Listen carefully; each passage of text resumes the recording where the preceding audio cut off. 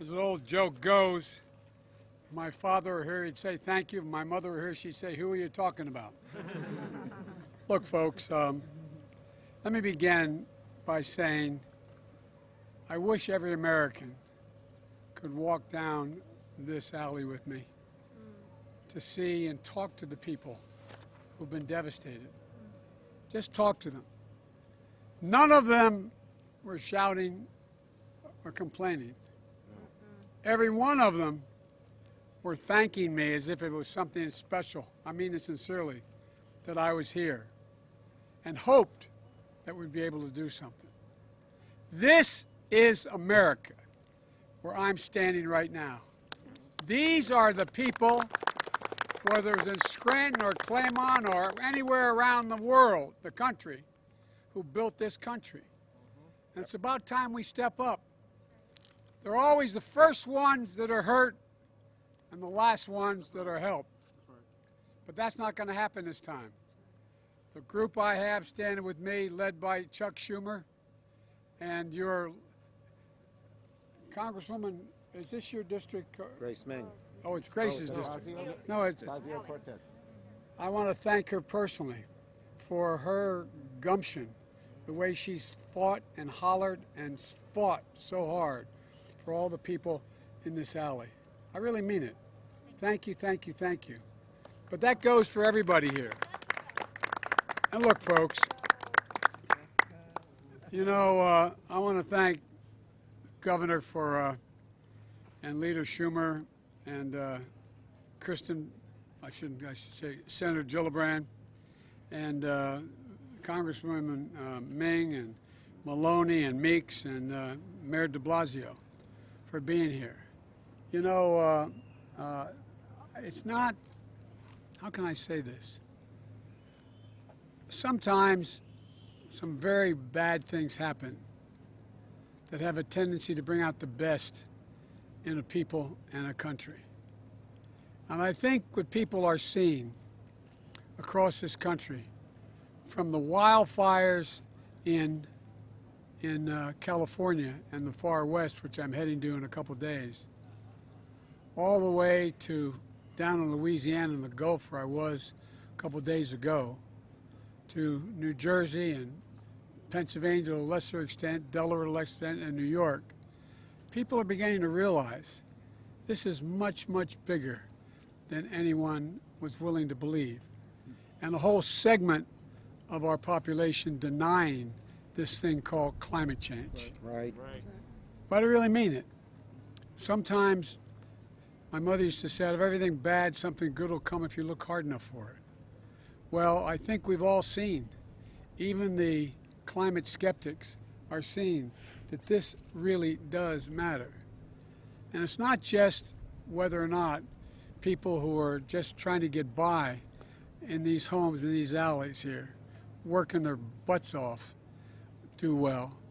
It's people in high towers along the shore who find that as this rain and all this change takes place in the groundwater, the buildings are actually beginning to tilt. 100-story buildings. This goes so far beyond what anybody's willing to speak to up to now.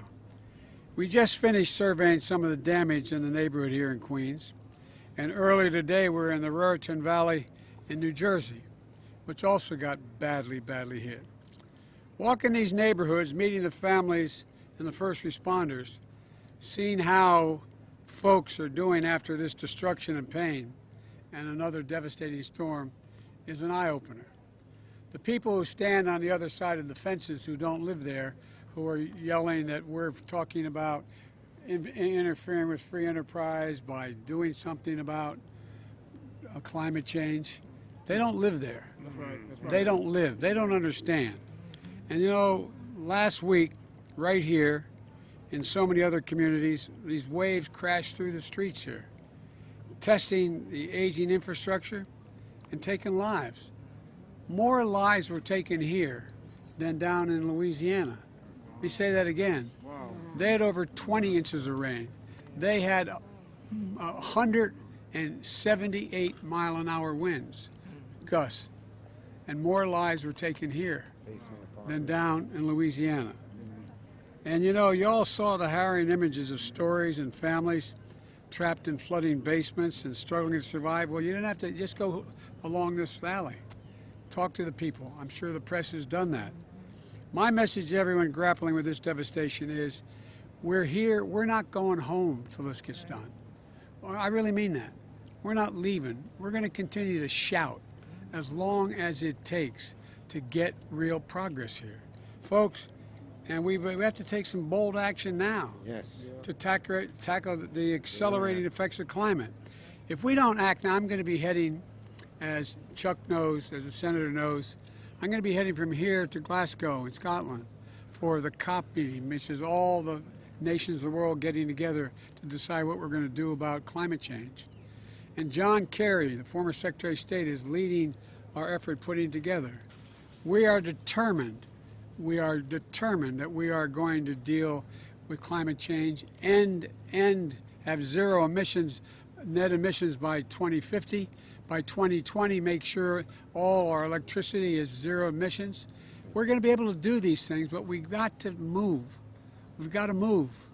And we've got to move the rest of the world. It's not just the United States of America.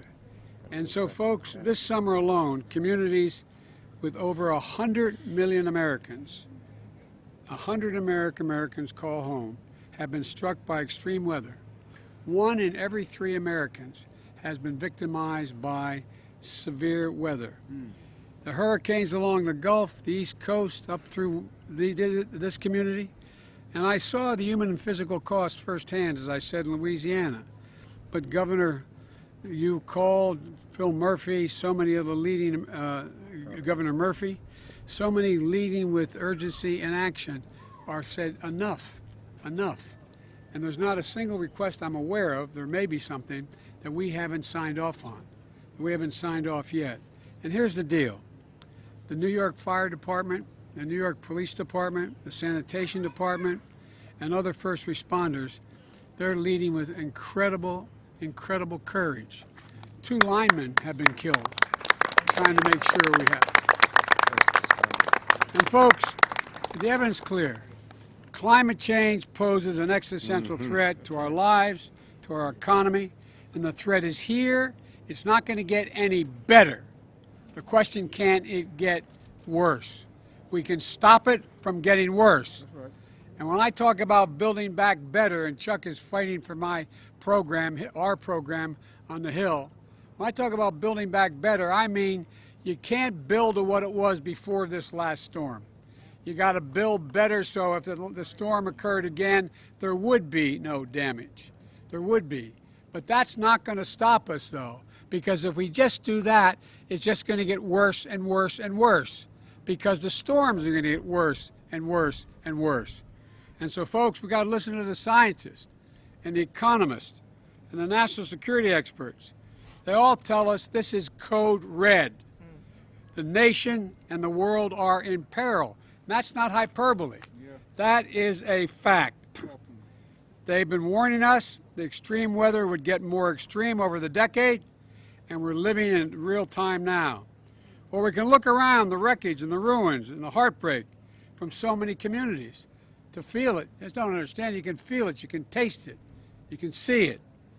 Precious lives lost in Louisiana, New Jersey, New York. Families living in shelters, subway stations flooded, decaying infrastructure, pushed beyond the limits. Lives and livelihoods interrupted once again. We're working closely with the governors and mayors and members of Congress and community leaders.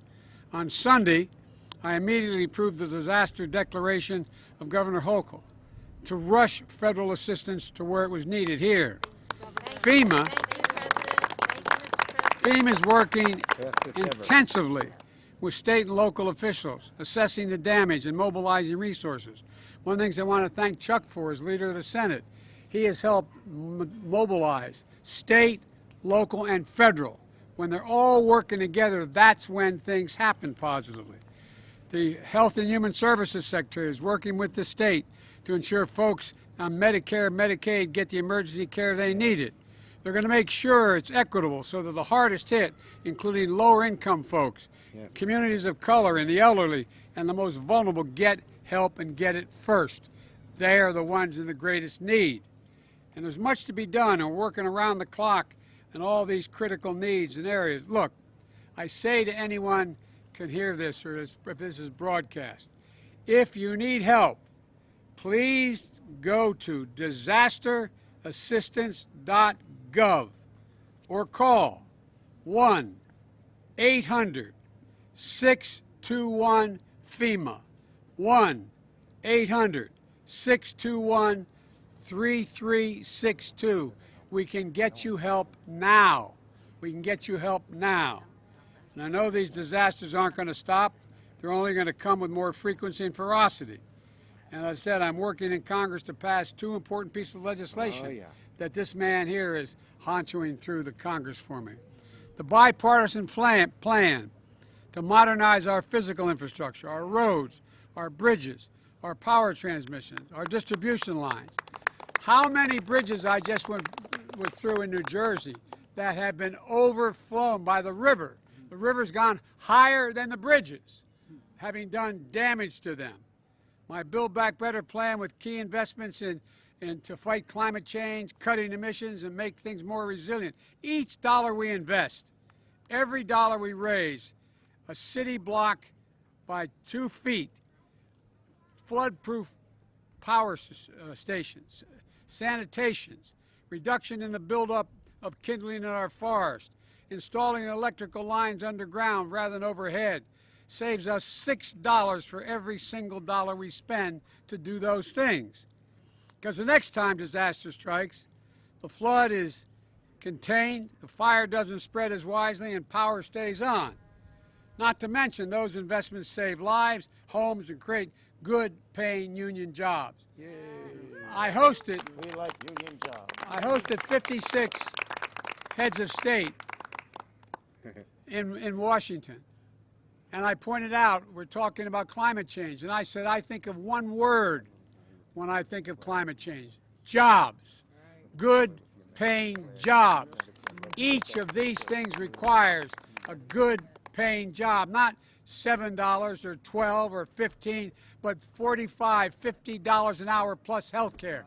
That's what is needed. And so, folks, it will also, and Wall Street, not too far from here, acknowledges if we spend the money on these things, we're going to grow the economy, increase employment. You know, the fire in Oregon sent smoke all the way to the Atlantic. A storm in the Gulf, as you've now figured out, can reverberate 10 states away. Supply chains and crop production get interrupted, driving up costs, devastating industries all over America. This is everybody's crisis, everybody's crisis. And let me just say again, the fact is that the damage done on the West Coast, which I'll be heading to, they've already burned 5 million acres to the ground. That's bigger than the state of New Jersey, if I'm not mistaken. 5 million acres. And you see it by the smoke that ends up coming over the East Coast. Folks, we're all in this. It's about time we stop the regional fights and understand. Helping somebody make sure there's no fewer fires in the West warrants helping people in this alley make sure they're not flooded. And by the way, it's not just the flooding. I'll end with this. Not just the flooding. Flooding ends up overrunning sanitation systems. And it causes disease. And people get sick. And it's serious, serious business. So we got a lot of work to do. Again, it's good paying jobs. We can put the economy back on a path to real growth. But in the meantime, we're going to save a whole hell of a lot of people's lives, and we're going to save a whole hell of a lot of money. God bless you all. Let's get this done. Mr. President, look at that nice kid with the American flag. Say hello. How are you, pal?